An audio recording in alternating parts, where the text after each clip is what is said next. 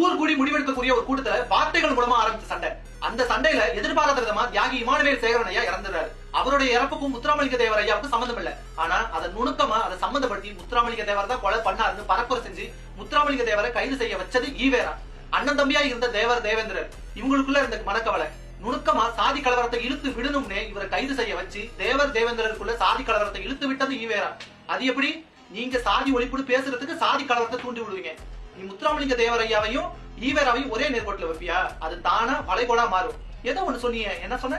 உன் தலைவரோட பெரியார் பெரியாள் இல்ல அப்படின்னு சொல்லிட்டு அந்தந்த சமூகத்துல இருந்து ஒவ்வொரு தலைவர்கள் எடுத்து அந்த சமூகத்தை இளைஞரோட மனநிலையை மாத்தி அது எப்படி? இந்தந்த சமூகத்திற்கான தலைவர்களை எடுத்து பேசி அந்தந்த சமூகத்தின் இளைஞர்களின் மனநிலையை ஈவேராக்கு எதிராக திருப்புறாங்களா?